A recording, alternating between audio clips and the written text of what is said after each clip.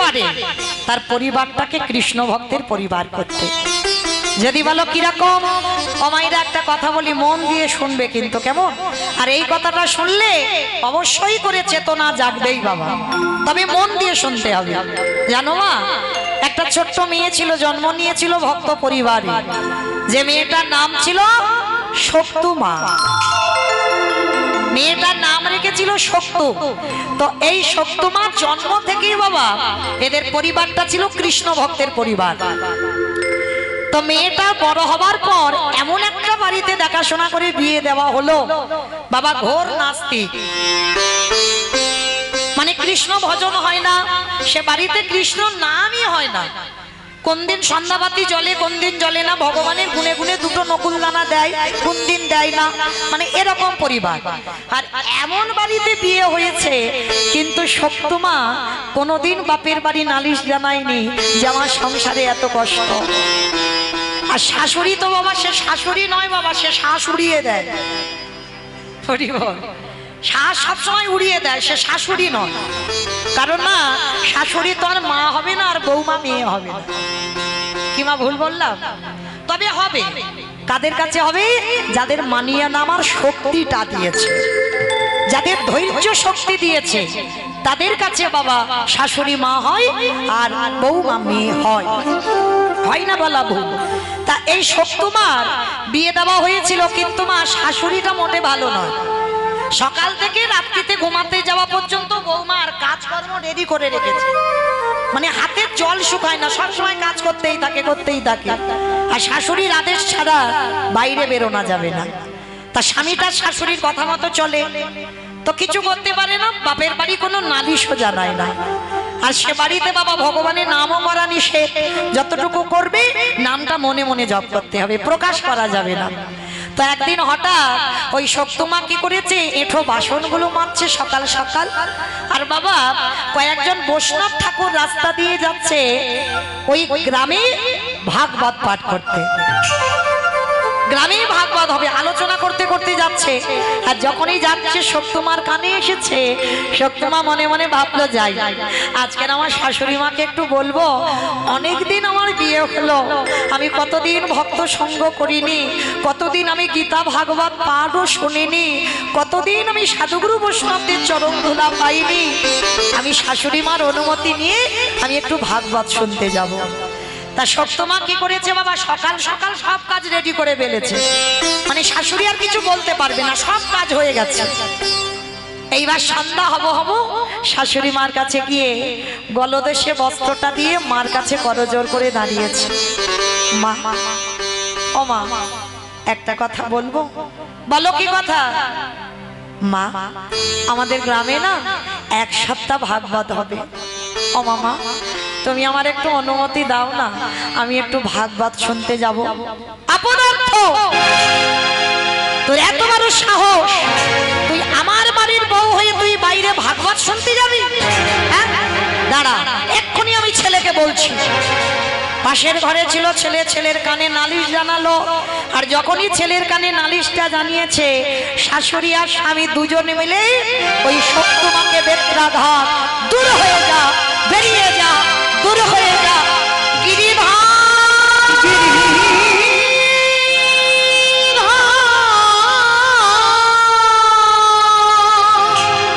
এত মারা মেরেছে, শক্তুমাকে সর্বঙ্গ দিয়ে রক্ত ঝরে ঝরে পড়ছে।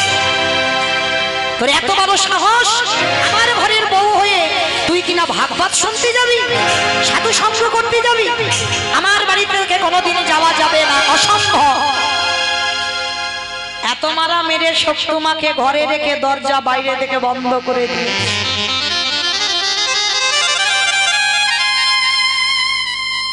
বসে বসে গুমড়ে গুমড়ে কাঁদে আর বলে, গিরিধর, জন্ম থেকেই আমি তুমি ছাড়া কিছু জানি না। আমি বুঝতে পারিনি ঠাকুর, তোমায় ভালোবাসলে তাকে এত কষ্ট পেতে হয়। আমি বুঝিনি তোমার নাম ভালোবাসলে তার জীবনে এত দুঃখ, এত কষ্ট থাকে। তবে তুমি দুঃখ দাও, জ্বালা দাও, যন্ত্রণা দাও, সব দাও, সহ্য করবার মতো ক্ষমতাটুকু আমায় দিয়ে পাঠাও। শক্তমা বসে বসে কাঁদছে আর ওদিকে ভাগবত শুরু হয়ে গেছে বাবা, আওয়াজ কানে আসছে। আর ওই শক্তমায়ের চোখের জল কি আর ভগবান দেখতে পাবে? ভগবান গিরিধর পাথর রূপ ত্যাগ করে শাশুড়ির রূপটা ধারণ করেছে। বড় মজার কথা মা, দেখো শাশুড়ির রূপটা ধারণ করে বাইরে থেকে তো শাশুড়ি দরজা বন্ধ করে দিয়েছিল, দরজাটা খুলেছে। আর দরজাটা যেই না খুলে শাশুড়ি মা প্রবেশ করেছে, শক্তমা চমকে উঠেছে। কি মা, মা তুমি আমার ঘরে এসেছো? মানে ভয় পাচ্ছে যদি আবার না জানি আমায় মারে। কত জ্বালার ঘর দেখো, আবার না জানি আমায় মারে। এত মারা মেরেছে মা, সর্বঙ্গ থেকে রক্ত পড়ছে। ভগবান শাশুড়ির রূপ ধরে শক্তমার মাথায় হাত দিয়েছে। মায়েরা পরশমণি পাথরের নাম শুনেছো? লোহাতে ঠেকালেই লোহা সোনা হয়ে যায় বাবা। আর আমার ভগবান তো পরশমণির থেকে আরো মূল্যবান। যদি ভক্তকে পরশ করে তার হৃদয়টা সোনার থেকে আরো দামি হয়ে যায়। তা ভগবান শাশুড়ি হয়ে যেই না মাথায় হাত দিয়েছে, নিমিষে সব জ্বালা দূরীভূত হয়ে গেল। আর যেই না জ্বালা যন্ত্রণা সব দূরীভূত হয়ে গেল, এইবার শাশুড়ি মার রূপ ধরে বলছে, আমি মেরেছি বলে বড় কষ্ট হয়েছে, বড় ব্যথা করছে। মাথাটা নিচু করে দাঁড়িয়ে আছে শক্তি। না মা, তুমি তোমার মা, মা যদি সন্তানকে মারে কষ্ট হয়? হয় না, আমার কিচ্ছু হয়নি। এই ঠিক আছে, আর অত বলতে হবে না। ছেলে বা পাশের ঘরে ঘুমাচ্ছে, এখন তো জানবে না। যা, ওদিকে ভাগবত শুরু হয়েছে, শুনতে পাচ্ছি তো মাইকে। যা, দেরি করিস না, এক্ষুনি তুই ভাগবত আসরে চলে যা। শক্তমা চমকে উঠল, মা আমি যাব বলেছি বলে তো তুমি আমায় মারলে, আমাকে বললে যেতে দেবে না, আর এখন বলছো যা। হ্যাঁ বলছি, তুই এত কান্নাকাটি করছিস, আমার ছেলে জানবে না। যা, এই সুযোগে তুই, আমি দরজা খুলে দিচ্ছি, তুই চলে যা। আর শোন, আসবার সময় আমার জন্য একটু প্রসাদী আন।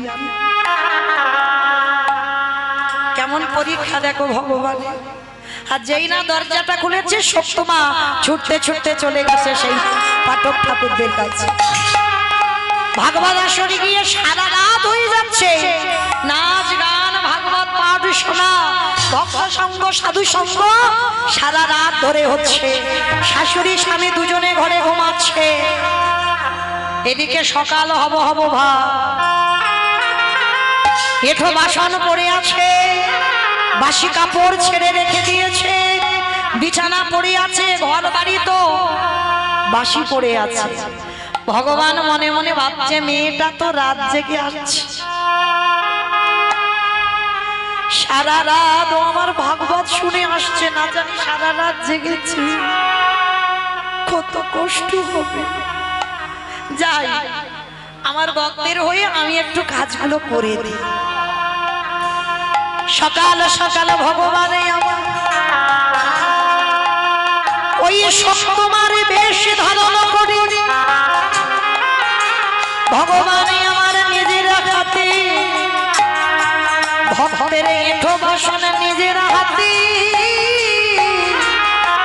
মেজে দিল। ওছে ভক্ত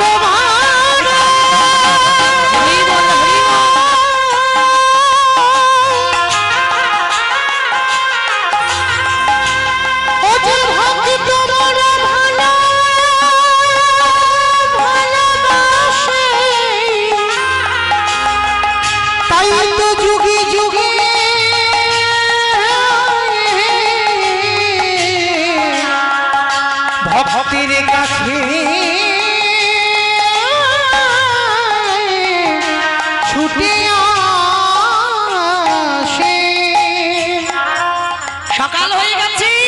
ওদিকে প্রসাদ নেওয়ার জন্য শক্তিমার একটু দেরি হচ্ছে।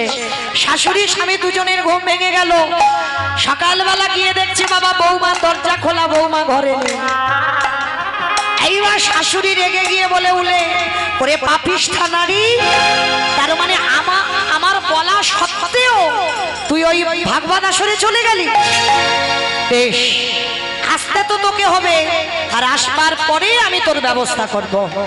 এদিকে শক্তিমা তো জানে না, আর দরজায় শাশুড়ি মা বেতের বাড়ি নিয়ে বসে আছে, বউ ঘরে ঢুকলে মারবে। আর শক্তিমা সকাল হয়ে গেছে, প্রসাদীটা নিয়ে ছুটতে ছুটতে আসছে। মা মা মা, ও মা, এই নাও। এত দেরি হতো না, তুমি বলেছিলে না বৌমা একটু প্রসাদী আনবে, ওইটার জন্য একটু দেরি হয়ে গেল। ও মামা, এই নাও, তোমার জন্য আমি প্রসাদ এনেছি। চমকে উঠলো শাশুড়ি মা, এত বড় মিথ্যাবাদী!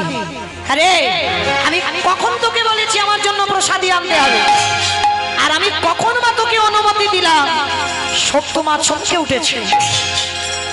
সে কি মা, তুমি আমার দরজা খুললে, তুমি আমার মাথায় হাত দিয়ে, আমি তো যেতে চাইনি, তুমি বারণ করেছো বলে।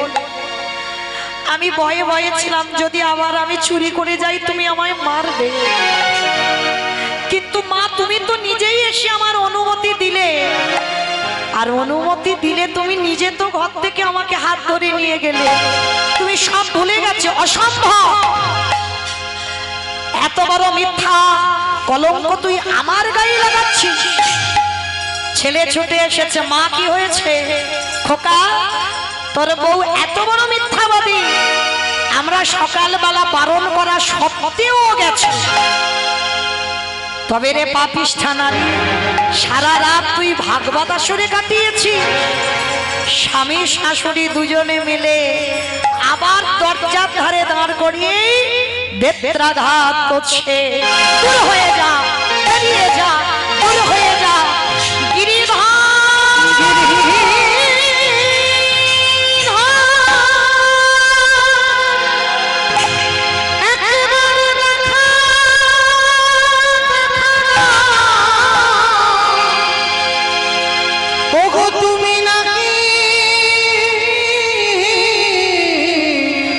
ভক্তে ভগবান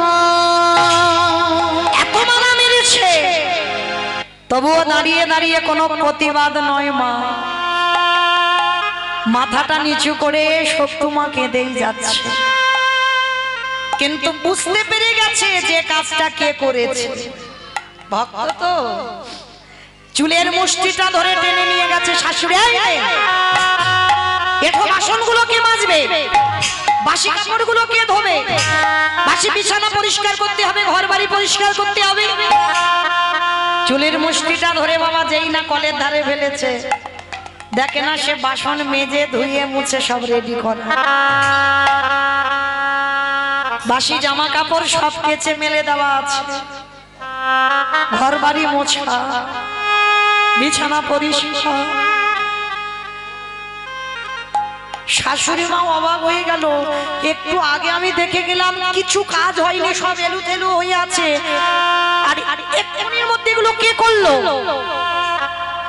শক্তিমার বুঝতে দেরি হলো না। শরীর থেকে সারা শরীর তো মেরেছে, ফুলে গেছে। কাঁদে আর বলে, গিরিধর, সেই যদি তুমি ঘোর নাস্তিকের বাড়িতে এলে, তাহলে তুমি কি পারো না আমার শাশুড়িকে একবার তোমার চরণের দাসী করে দিতে? তুমি কি একবার পারো না আমার স্বামীর মন মতিটাকে একটু ঘুরিয়ে দিতে? তোমার ইচ্ছাতে যদি এই বিশ্ব ব্রহ্মাণ্ড চলে, তাহলে তুমি তো মনে করলে সব পারো। দাও না ঠাকুর, তুমি যদি আজকে দেখা না দাও, এরা তো জীবনে কেউ ভাববে না তুমি আছো বলে। একবার দেখা দাও না ঠাকুর, একবার দেখা দাও। ভগবান মনে মনে ভাবলেন, সব নয়নে যায় না। দ্বন্দ্বের সভা সব মানে সর্বস্ব,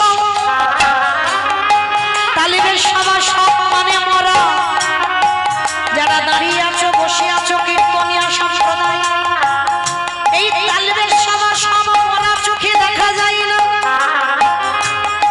ভগবান মনে মনে ভাবলো যদি দেখা না দিই তাহলে আমার ভক্ত যে সারা জীবন কষ্ট পাবে। সে যে ভক্তের লাগি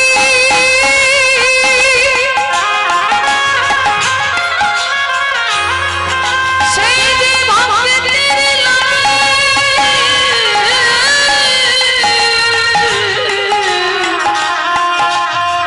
সে যে ভক্তের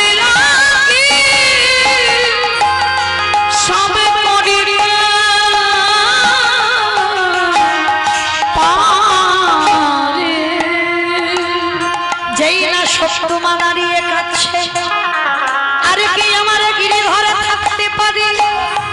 বাঁকা করে বাঁকা হাতে কালো শশী, ওই সব তোমার বামে বামে রেখে আমার গিরি দাঁড়াই এসে কেমন ভক্ত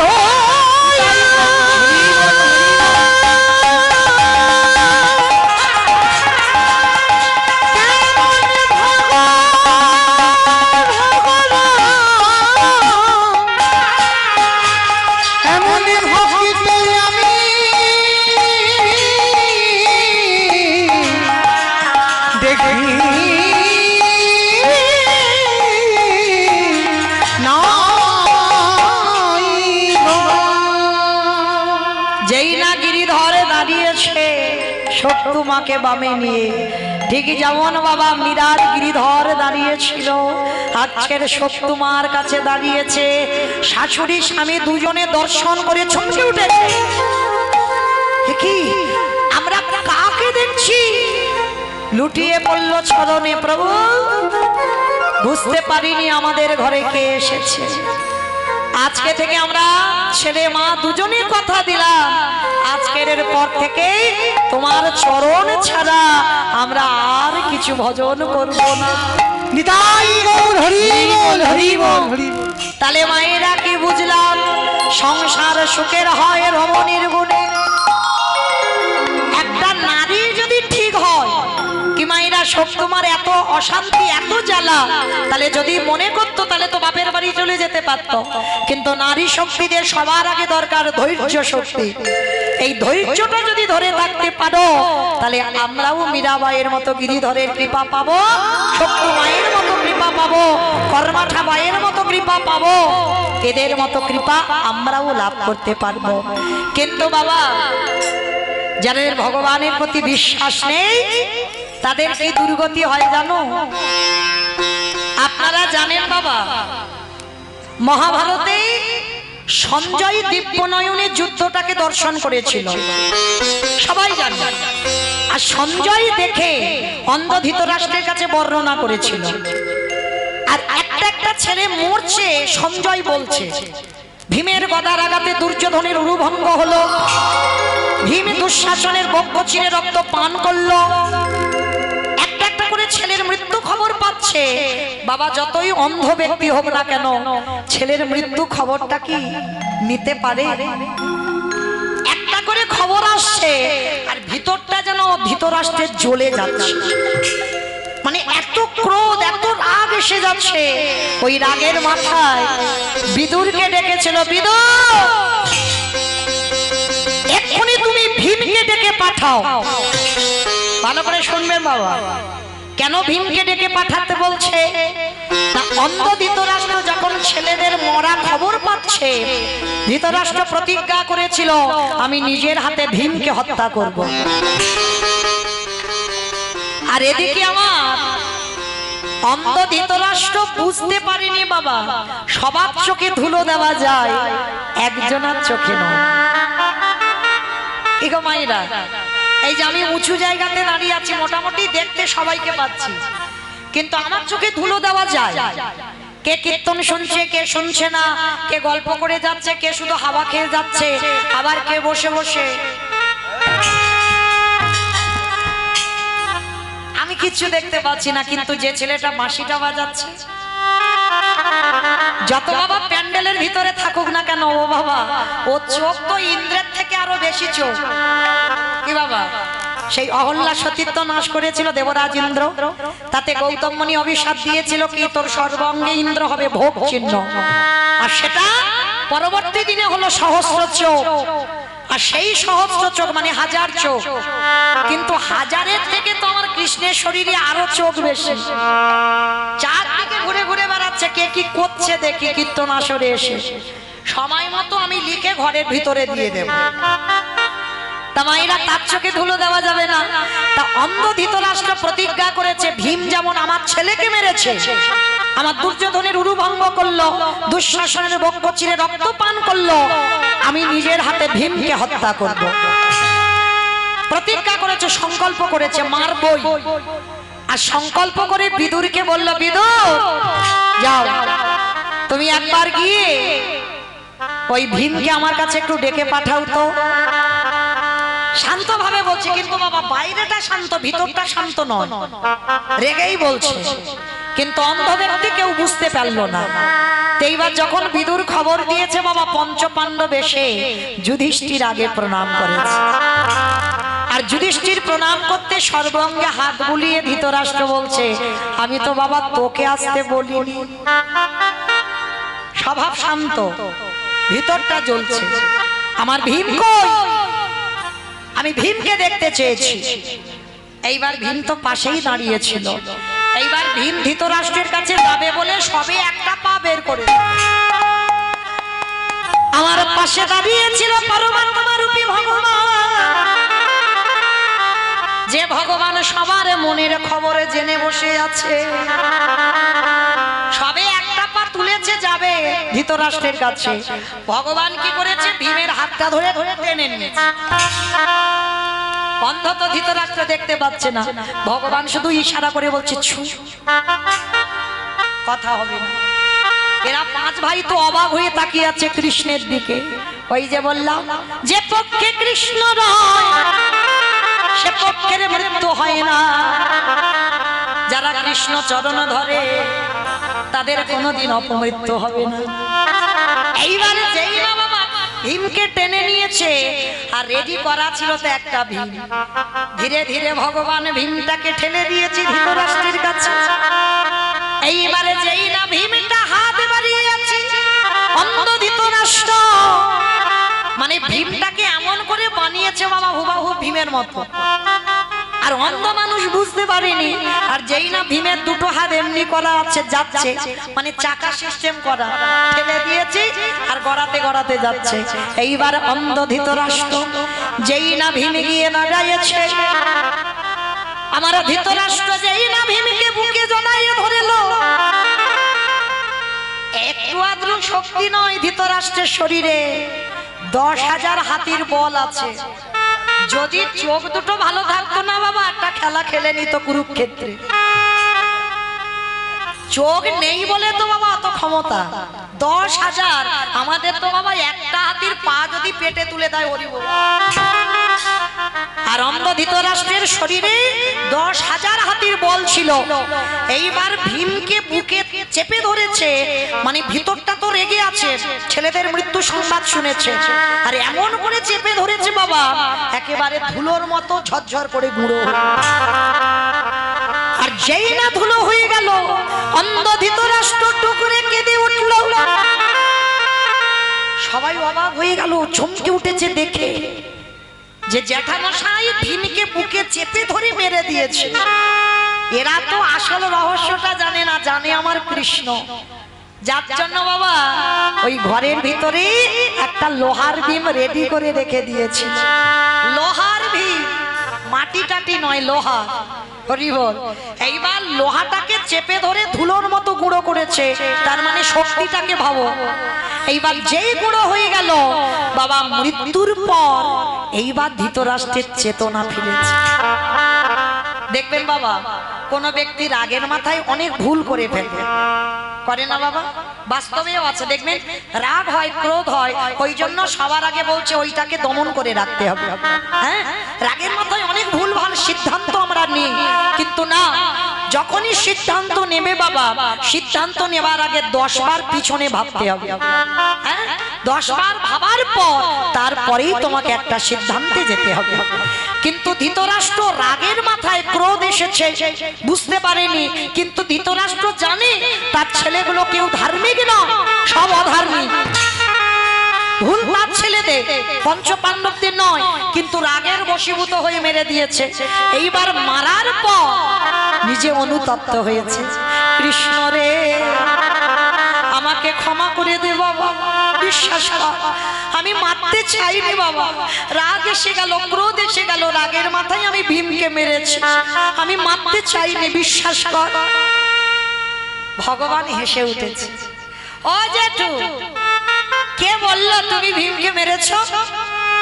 তুমি জানো না এই জগতে কোনো ব্যক্তি যদি ভুল করে, কোনো ব্যক্তি যদি অন্যায় করে, পরক্ষণে অনুভব করে, ভুল বুঝতে পারে, নিজে নিজে মনে মনে অনুতপ্ত হয়, কৃষ্ণের কাছে গিয়ে জানায় কৃষ্ণ আমি পাপ করে ফেলেছি। এইটা যদি কেউ বলে, ভগবান বলে সেই পাপীকে আমি পাপী বলে গণ্য করি না, কারণ সে অনুতপ্ত হয়েছে, আমি ভুল করেছি, আমি অন্যায় করেছি, রাগের মাথায় করে ফেলেছি।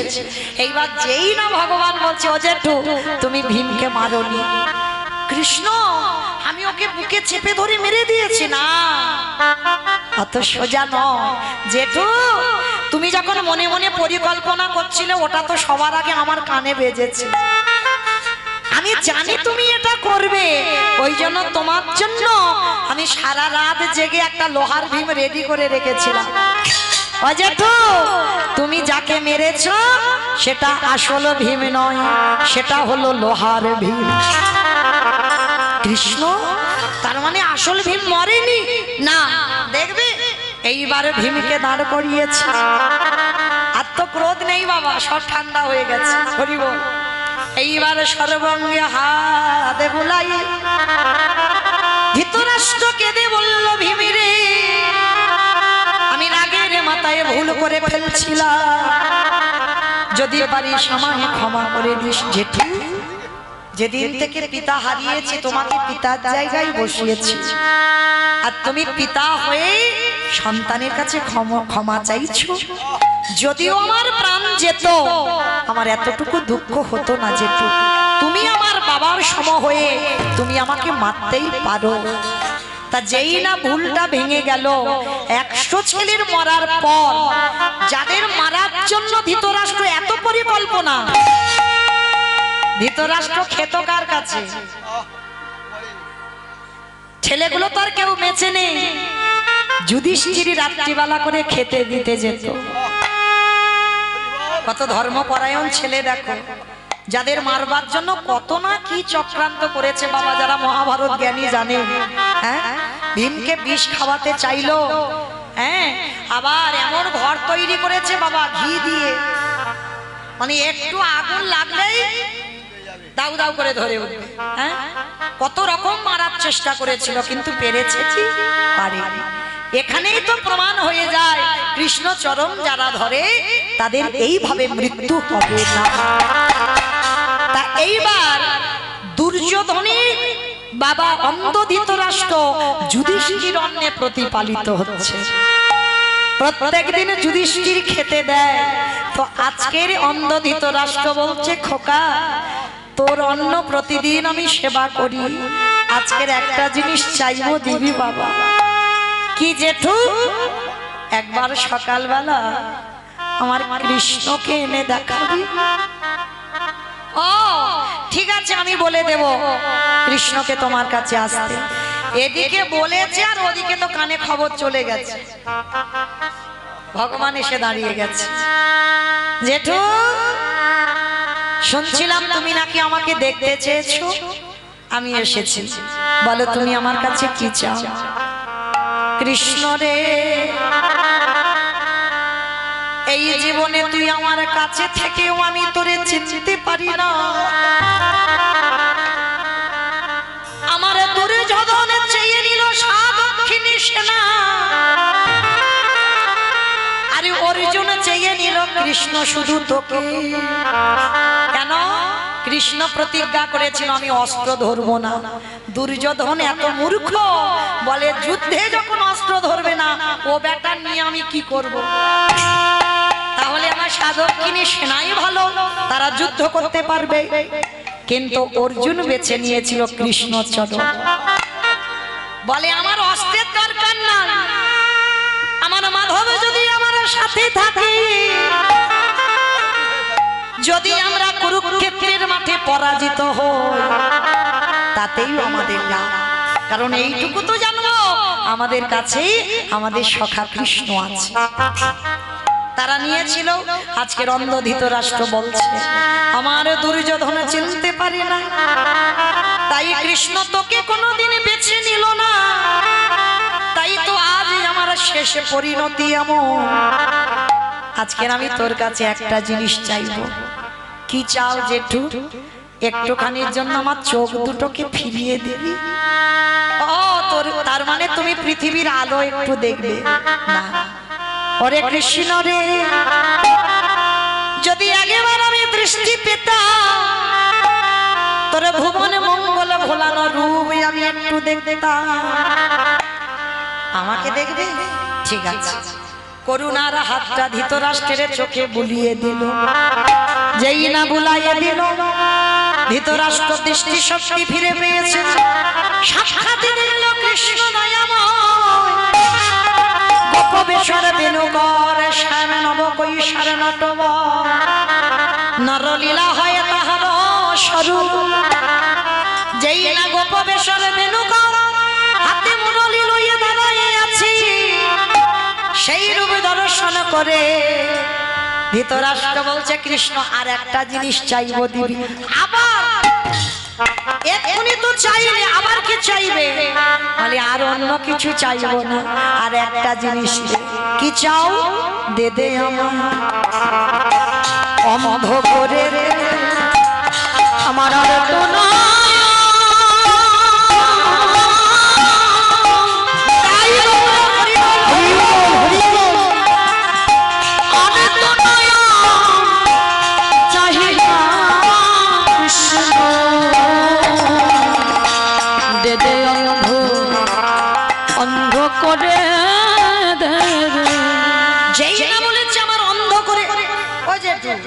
সবে তো চোখ ফিরে পেলে আবার অন্ধ হবে কেন? ওটা কৃষ্ণ রে, এই জগতে যে আগেবার গোবিন্দ দর্শন করে ফেলে, তার কি আর কোনদিন এই জগতে কিছু আর দেখতে ভালো লাগে? তাই কৃষ্ণ তোর কাছে আমি জানাই রাখলাম, এই জীবনে আমি যে কটা দিন বাঁচব, আমি এই অট্টালিকাতে আর থাকতে চাই না। আমি বনবাসে গিয়ে আমি ভজন করে এই